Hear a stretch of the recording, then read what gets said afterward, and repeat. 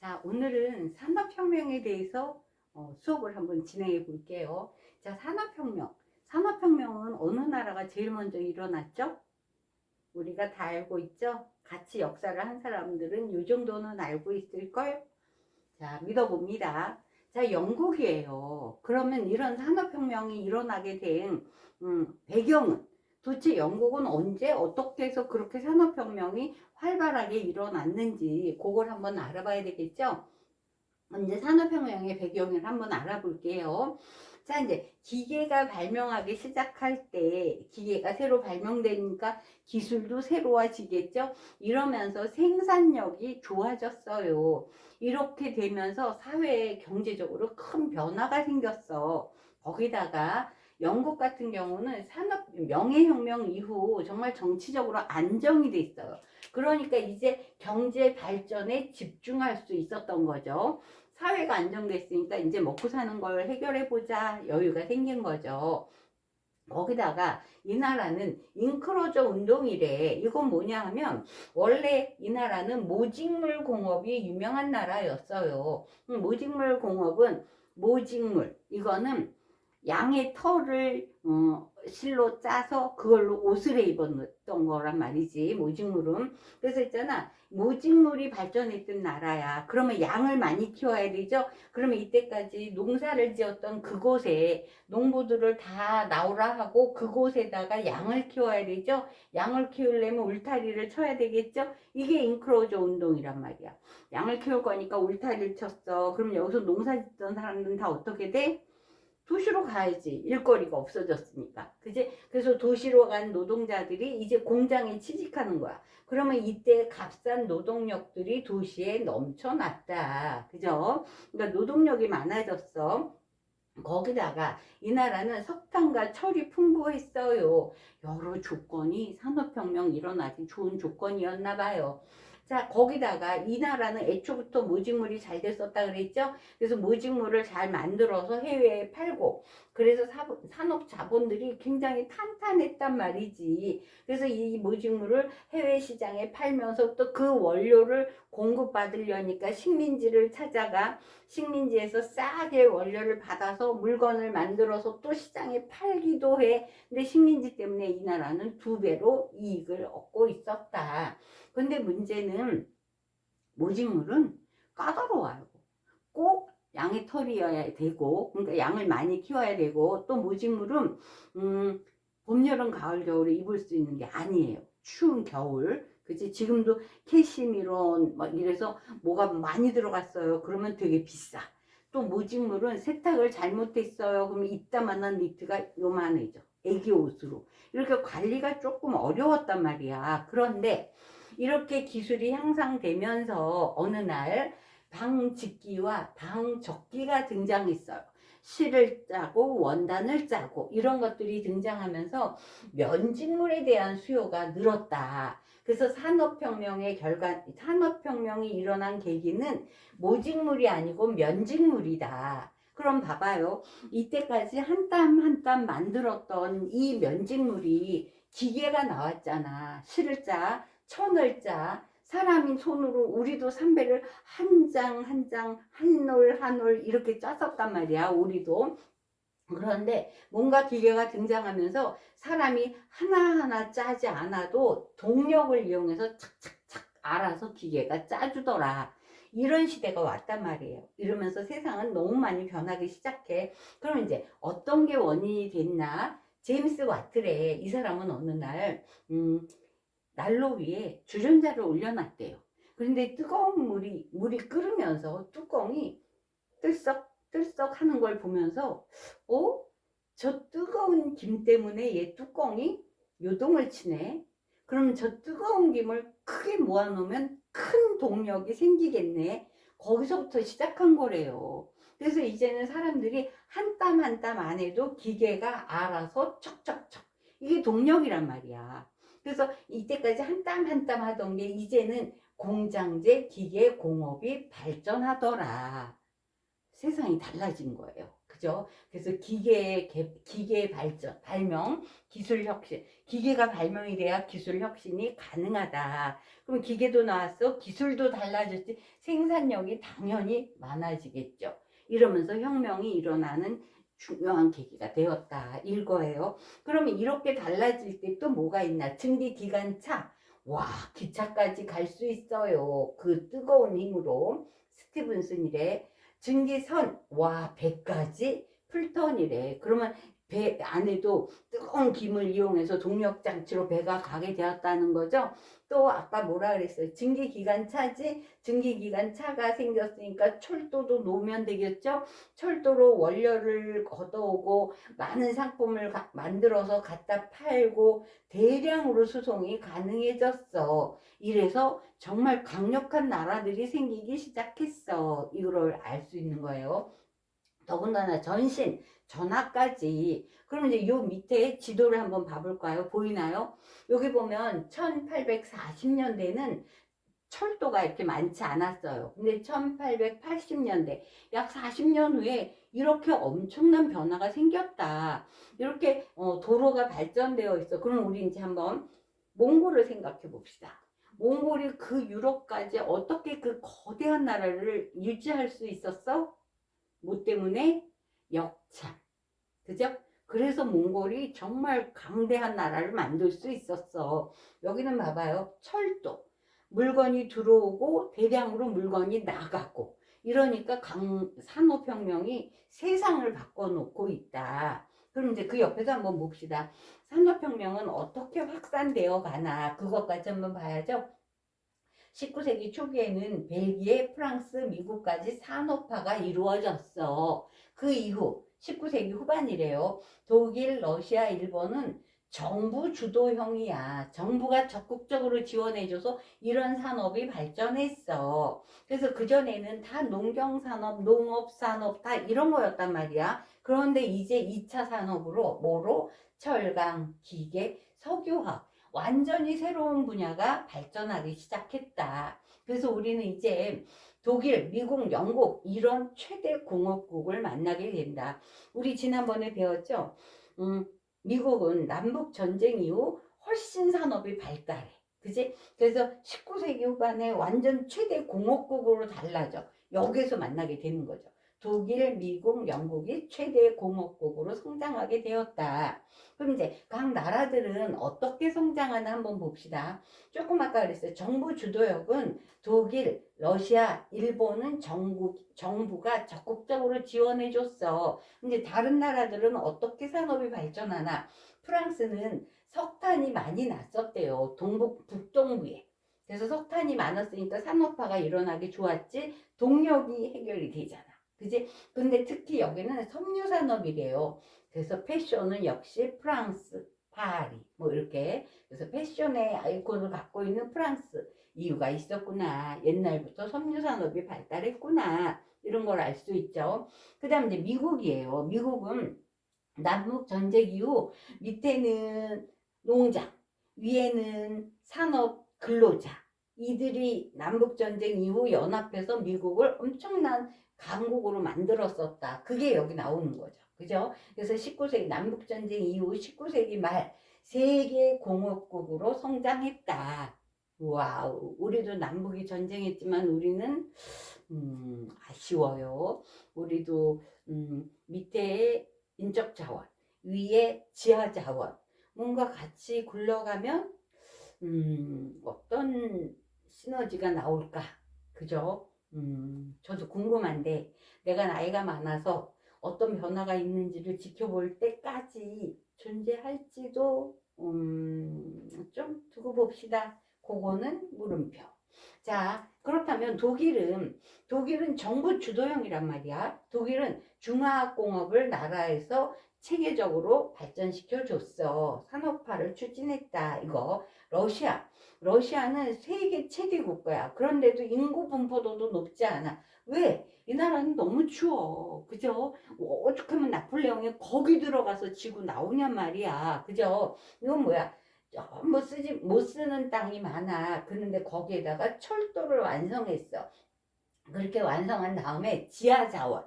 특히 광업이 많았대요. 그리고 석유 산업 중심으로 거기서 뭔가 석유가 발굴되었다는 거겠지. 지금은 우크라이나 사태 때문에 천연가스가 이 나라에는 지금도 많은가 봐요. 그래서 유럽에서는 천연가스를 러시아에서 안 주면 상당히 올겨울 심각하다고도 얘기해요. 그런 거 보면 역시 땅덩어리가 크니까 그 안에 지하 자원이 엄청나구나, 이런 거는 알 수 있는 것 같아요.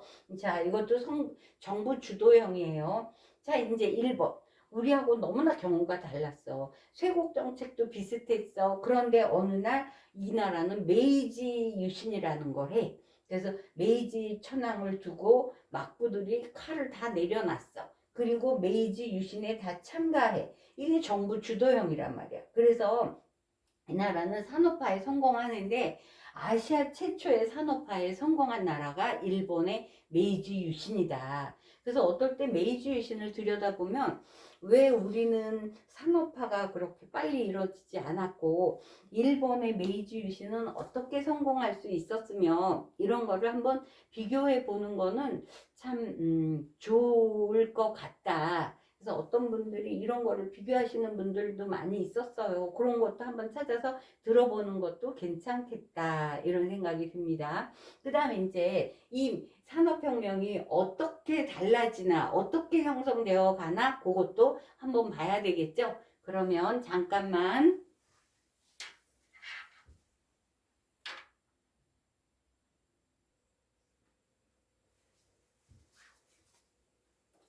자, 이제 산업사회의 형성이래요.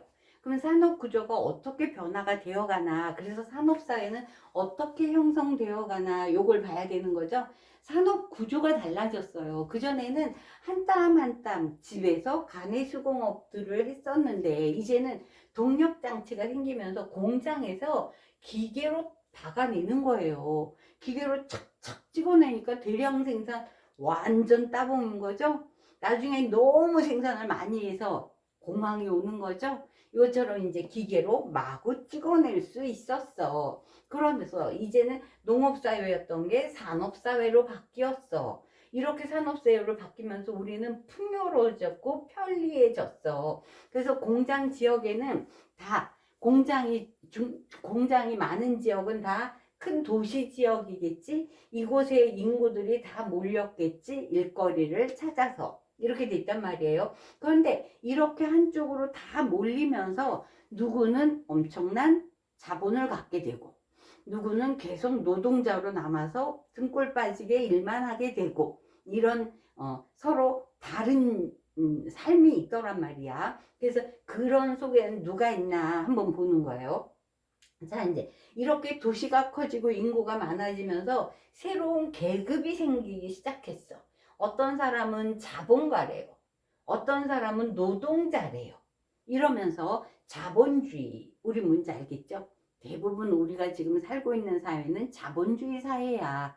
그럼 공산주의 사회도 있는 거죠? 서로 나라를 운영하는 체제가 달라. 그래서 자본주의는 내가 능력껏 사는 거야, 이런 거지. 그럼 자본주의 체제를 한번 볼게요. 어떤 사람은 어떤 주장을 해. 근데 그 주장이 뭔가를 한번 보는 거예요. 자본가는 노동자를 고용해서 최대의 이윤을 내는 게 최고야.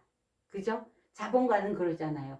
내가 1,000원을 투자했는데 1,500원 벌면 최대래. 그럼 나는 거기를 목표로 두고 달려야죠.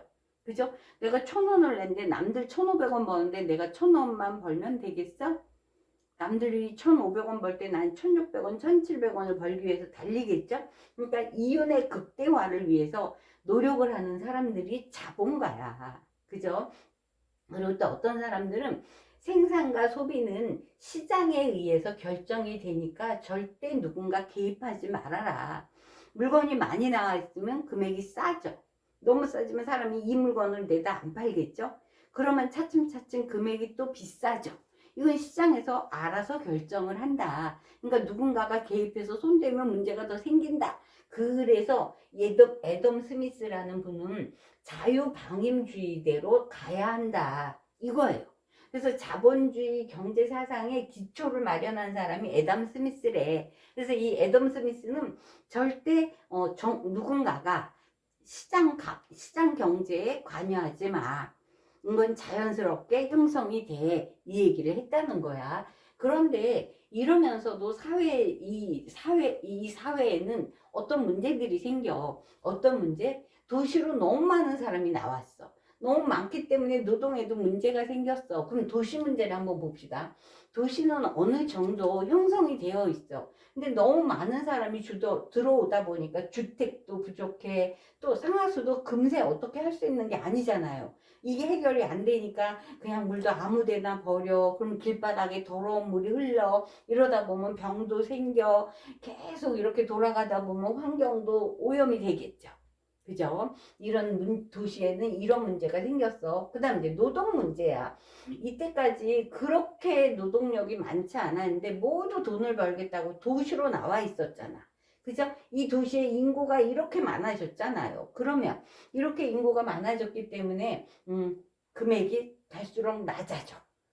내가 작년에는 하루에 10시간만 일하면 이 돈을 벌 수 있었는데 노동자가 너무 많다 보니까 이제는 14시간을 일해야 그 돈을 벌 수 있어.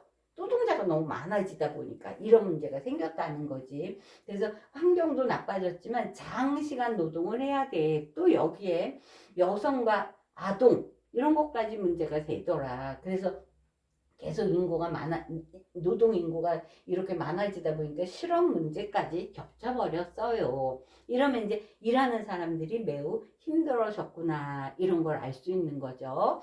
그 다음에 이제, 그래서 우리는 이렇게 사회 문제가 발생했어. 산업사회가 형성된 건 좋아. 그지? 농경사회가 산업사회로 한 땀 한 땀 하던 게 편리하게 기계로 척척척 부자가 되고 풍요로워지고 삶이 편리해졌지만, 그렇지만 이제 이런 문제를 어떻게 해결할 거야. 도시에도 노동에도 정말 큰 문제가 생겼어. 그래서 문제 해결을 위해서는 러다이트 운동이라는 게 생겼대요. 영국의 일부 노동자들이 가만 보니까 기계들까지 이렇게 발전하니까 내가 일할 자리가 없어졌어. 그러니까 그 기계만 없어지면 되는 거야. 그럼 내 일자리가 다시 생기겠지? 러다이트 운동이야. 러다이어트 아니에요. 러다이트 운동. 자, 이제 이 노동조합도 생겼어. 여기에서 누군가가 우리 이렇게 살면 안 돼요. 임금 인상. 또 노동 조건, 우리 몇 시간 이상 근무하면 안 돼요. 이런 거 갖고 서로 우리 노동조합을 만들어서 힘을 형성해서 어딘가에 들이대게 되더라. 이럴 때에 또 한 사람이 등장해요. 이젠 사회주의래. 아까는 돈이 많이 구르다 보니까 자본주의. 그죠? 이제는 사회주의래. 그럼 사회주의는 도대체 뭔지를 알아야 되겠죠? 사회주의는 산업혁명 이후에 사회에 여러 문제들이 생기는데 특히 자본주의가 등장하면서 이건 너무 불평등한 거야. 어떤 사람은 너무 부를 많이 갖고 있고 어떤 사람이 14시간, 15시간 일을 해도 맨날 가난해서 겨우 밥 먹고 살기에 급급하고 이거를 해결하려면 어떻게 해결할 건가 그 얘기를 하는 거예요. 그래서 이 사람들은 자본주의 체제를 비판하는 거야. 그래서 어떤 초기에는 오언이라는 이 사람은 뭐라 그랬냐면 자본가와 노동자의 협동으로 평등한 사회를 만들 수 있대. 자본가면 이 얘기가 통할까요? 노동자면 이 얘기가 통하겠지. 그래, 우리 좀 사이좋게 나눠 갖고 평등하게 살자. 가능했겠지? 근데 내가 억만장자야. 난 아쉬울 게 하나도 없는데 내가 왜 쟤랑 평등해야 돼? 이건 불가능한 얘기예요. 지금 봐서는 이분은 너무 순진탱이. 알겠죠? 자, 오원이라는 분이 이랬대요. 그런데 그 중에 마르크스라는 분이 등장하는데 이 사람은 노동자의 혁명과 개혁으로 평등사회가 가능해진대. 그렇죠. 노동자가 피를 흘리지 않고는 절대 이런 거 평등사회가 이루어질 수 없다. 사회주의는 뭐예요? 자본주의 타파 평등사회 구현이야. 그러면 이 평등사회는 과연 올까요? 지금은 평등사회예요? 한번 생각해 보길 바래요. 자, 이런 이야기들이 나왔다. 산업혁명이요. 이런 도시 문제, 노동 문제가 생겼어. 그리고 자본주의가 나오더니 이제는 사회주의래. 빈부격차 있는 사회 싫대. 평등한 사회로 가재. 이러면서 평등사회 건설을 주장하는 사람들도 등장하더라. 그러면 이제 조금 이따 우리 교과서에 보면 제국주의라는 단어가 나와요. 그럼 제국주의는 어떤 건가 한번 봅시다.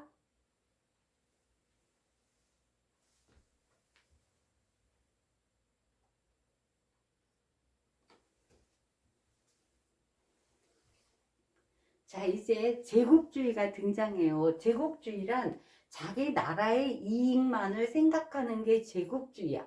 아, 잠깐. 조금 아까 마르크스의 주장을 조금 보여준다는 게 선생님도 깜빡했어. 마르크스, 얘가 뭐라고 얘기하냐면 노동자들은 자본가의 욕심 때문에 경제적 어려움에 빠진다. 노동자들이 왜 힘들다? 자본가들의 욕심 때문에. 그래서 우리가 평등한 사회를 이루려면 노동자가 계급 투쟁에 참가하고 혁명을 성공시켜야, 그지? 그럼 결국은 노동자들의 투쟁과 혁명으로 평등사회를 건설해야 한다. 이 얘기를 하는 거예요. 그럼 이제 자본사회가 무너져야 노동자들이 주인공인 평등사회가 이루어질 거예요. 이 말을 한 게 마르크스다. 됐죠? 이거 먼저 얘기한다는 게 깜빡 잊었어요. 자, 이제 제국주의 다시 갑니다. 이제 제국주의예요. 19세기 후반에 선진 국가들은 이제 자국의 이익을 위해서 원료 공급주인 식민지국을 만들어 거기서 원료를 가지고 와 우리나라에 가지고 와서 물건을 만들었어. 그러면 그곳에 다시 팔어. 됐죠? 그러면 원료도 싸게 갖고 와. 그리고 완성품을 만들어서 비싸게 팔어. 일석이조야. 우리는 완전히 부자가 됐어. 그러면서 이들은 자꾸자꾸 약소국을 침략해서 식민지화를 시켜야 우리나라의 이익이 극대화가 되는 거야. 그러니까 너도 나도 대외 확장에만 열심이더라. 그죠? 그래서 영국 같은 경우는 영국이 요만하다면 영국의 식민지가 어마무시했었어요. 이게 다 식민지국이야. 그 조그만 영국이. 왜? 산업혁명이 제일 먼저 발전했잖아. 모직물부터 면직물까지 이 재산으로 다 식민지국을 찾아서 달렸다. 그지? 자, 그런데 이들이 이렇게 식민지국을 향해서 달려나가는 데에는 다 또 기본 이론이 있어요. 이 이론이 뭐냐면 사회 진화론이야. 너희 색깔의 너희 피부 색깔은 진화가 덜 됐어. 그래서 백인들은 황인종과 흑인종을 내가 짐으로 지고 다니면서 너희들을 살기 좋게 해줄 거야. 사회 진화론이야.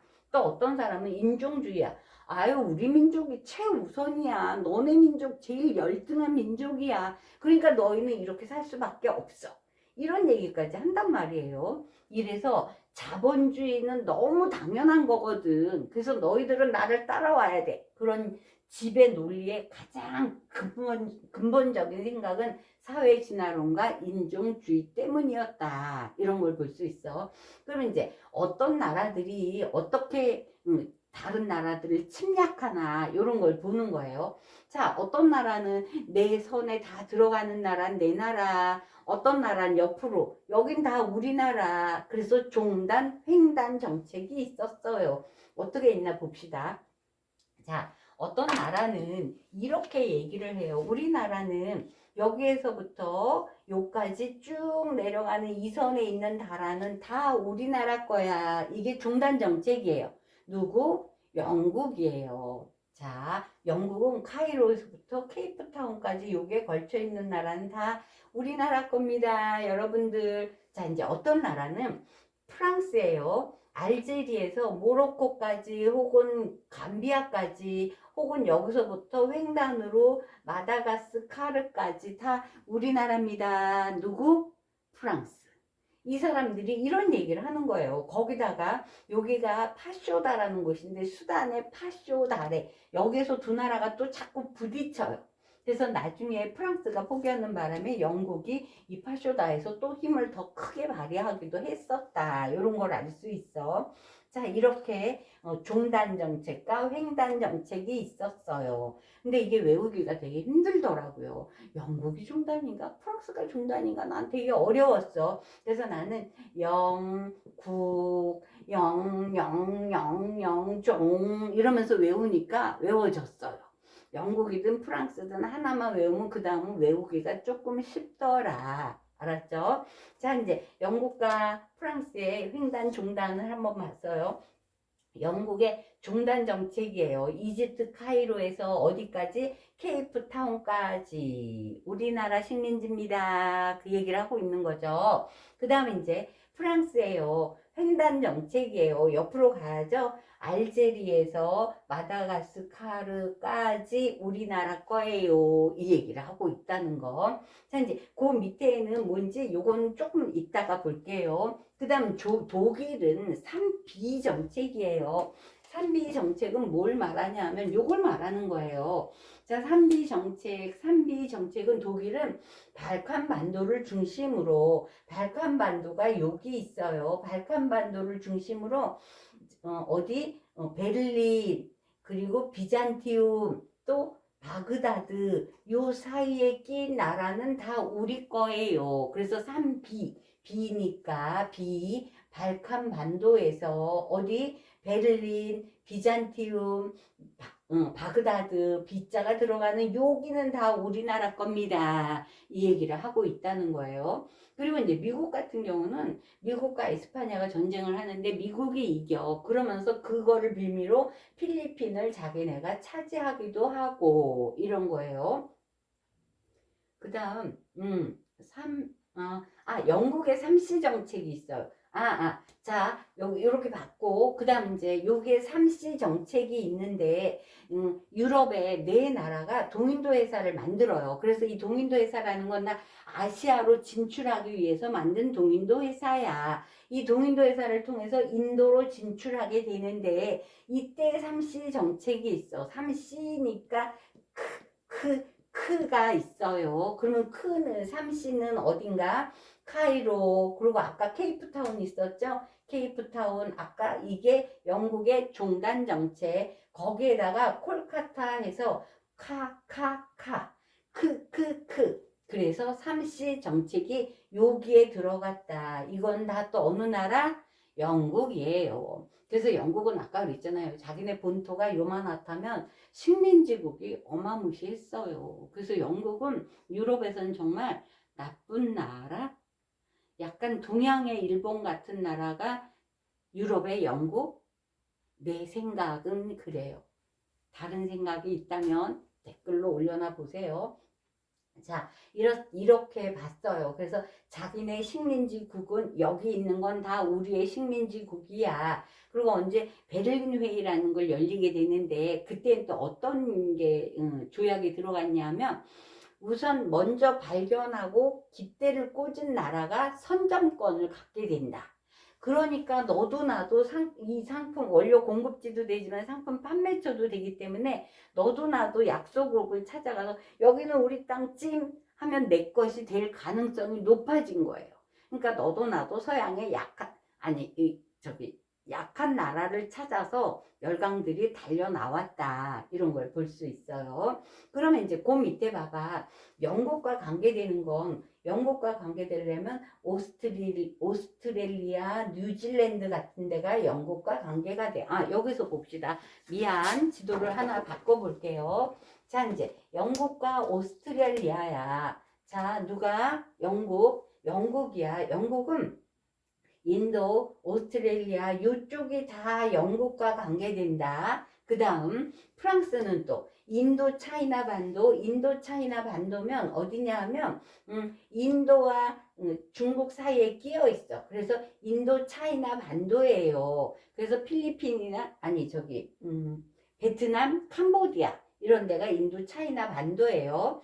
그 다음 독일이야. 독일은 여기에 마샬 제도, 캐롤라인 제도 이렇게 섬이 똑똑똑똑 떨어져 있는 거. 요게 독일의 권역 안에 들어있다. 그 다음 이제 미국은 괌과 하와이, 이게 미국 거예요. 다 자기네 식민지화 하는 그 라인을 알려주고 있는 거죠. 그래서 요거는 각자 자기네 나라의 식민지에 대해서 여기는 우리가 선점권을 갖고 있습니다 하면서 열강들이 다 약소국을 찾아서 이렇게 많이 달려나왔다. 특히 동양 쪽에 다 열강들이 차지하고 있죠. 이럴 때 우리는 누구한테 밀렸죠? 다 알고 있는 일본.